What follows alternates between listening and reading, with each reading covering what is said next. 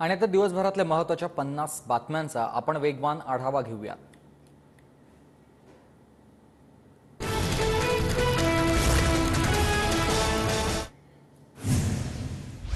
काँग्रेस प्रदेशाध्यक्ष नाना पटोलेंच्या वाहनाला अपघात, पटोले गाडीत नसल्यानं दुखापत नाही। भरधाव ट्रकनं ओव्हरटेक करण्याचा प्रयत्न केल्यानं चारचाकीला हलकी धडक लागली। आमच्या वाहनाला एका ट्रकनं मुद्दाम धक्का दिला। अपघातावरून नाना पटोलेंचा हा आरोप आहे। घातपात होता की काय याचा पोलीस तपास करतील, पटोलेंचं वक्तव्य। काल भंडाऱ्याजवळ आमच्या गाडीला एका ट्रकने मुद्दामून डॅश मारण्याचा प्रयत्न केला। आम्ही तर सुखरूप राहिलो, पण गाडी पूर्ण त्याच्यामध्ये गाडीचं नुकसान झालं। याच्यामध्ये घातपात आहे की काय आहे ते पोलीस त्याला चौकशी करतील अशी आम्ही त्या पद्धतीची तक्रार दिलेली आहे। पटोलेंचा घातपात करण्याचा डाव होता का? नाना पटोलेंच्या अपघातावर अतुल लोंढे यांनी भाजपवर आरोप केलेत। विरोधी पक्षाच्या नेत्यांना संपवून भाजपला निवडणूक जिंकायची आहे का? अतुल लोंढेंचा सवाल। जे व्यक्ती विधानसभेचे अध्यक्ष होते, जे व्यक्ती राष्ट्रीय पक्ष असलेल्या काँग्रेसचे महाराष्ट्राचे प्रदेश अध्यक्ष आहेत, त्यांची सिक्युरिटी आपण काढून टाकली। त्या दिवशी मुनगंटीवार भावा बहिणीच्या संबंधामध्ये अश्लाघ्य आणि नीच आणि एकदम समाजमान्य नसलेली कमेंट करतात। याच्यावरून आम्हाला अशी भीती वाटते की हे घातपात होऊ शकतो। असे घातपात कोणी करत नाही आणि अशा गोष्टीमध्ये कोणी राजकारण देखील करू नये। काँग्रेसच्या आरोपांवर बावनकुळेंची प्रतिक्रिया। महाराष्ट्र हा संस्कारमय आहे। या महाराष्ट्रामध्ये असे घातपात कोणी करत नाही। त्यांना महाराष्ट्राचे संस्कार कळले नाही आहे। अशा घटनेमध्ये जे राजकारण करतात ते राजकारण चुकीचं आहे। महाराष्ट्राचे संस्कार संस्कृती अशी नाही आहे। संजय राऊत नाना पटोलेंचे दुश्मन। पटोलेंच्या वाहनाला झालेल्या अपघातावर शिरसाट यांचं हे वक्तव्य। मला वाटतं वडंटीवार सुद्धा काही दिवसानंतर आमच्याकडे येतील, याची सुद्धा त्याच्याबद्दल थोडं शंका घेण्याचं काही कारण नाही। त्यांची असलेली बेचैनी ते काही दिवसानंतर उघड करतील एवढं मात्र निश्चित आहे। भाजपाकडून आज 9वी उमेदवारी यादी जाहीर होणार। सातारा लोकसभा मतदारसंघ भाजपकडेच राहणार, सूत्रांची माहिती।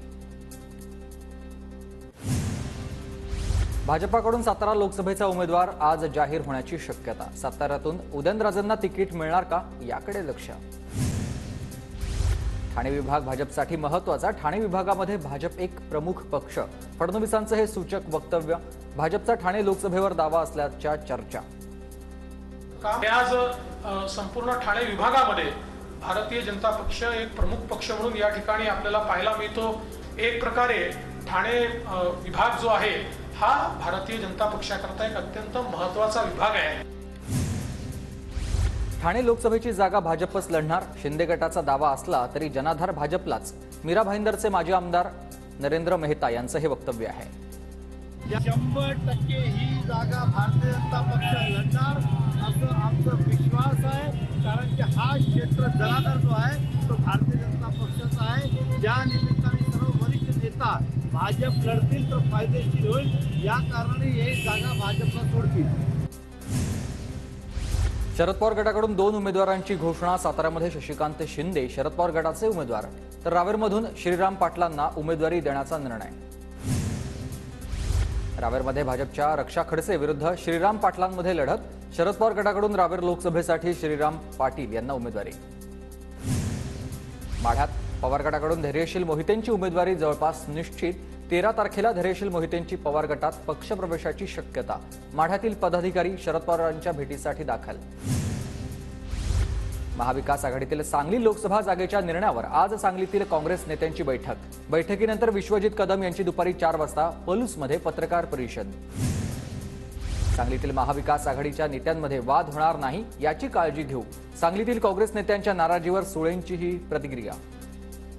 आयजी नसावी महाविकास आघाडी आणि सांगलीमधला प्रत्येक नेता, सहकारी, पदाधिकारी आमच्यासाठी महत्त्वाचा आहे।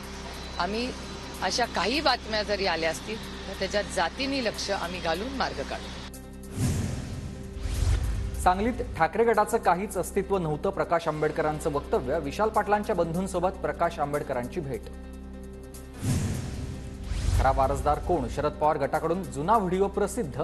घरातील लेक ही वंशाचाच नाही तर विचारांचा देखील दिवा तेवत ठेवते, असं वक्तव्य। पण मुलीला सुद्धा मुलासारखं वाढवून त्यांना समान संधी देऊन तिचा आत्मविश्वास वाढवून आपण तिच्याकडून उत्तम प्रकारचे काम करून घेऊ शकतो, तिचं व्यक्तिमत्व फुलवू शकतो.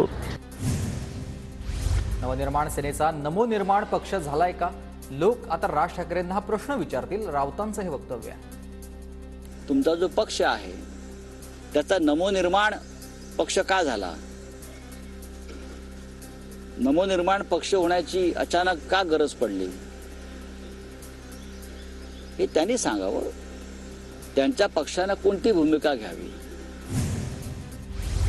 राज ठाकरेंना अचानक काय साक्षात्कार झालाय? राज ठाकरेंना दिल्लीत कोणती फाईल दाखवण्यात आली? राज ठाकरेंनी अचानक युटर्न घेतलाय, लोक समजून घेतील. राऊतांचा राज ठाकरेंना टोला. कौन सी फाइल खोली है? नहीं, वॉशिंग मशीन की बात बाद में आ जाएगी धीरे धीरे, लेकिन ऐसी कौन सी फाइल आपको दिखाई गई कि आपने अचानक मुंबई में आकर उनको समर्थन दिया?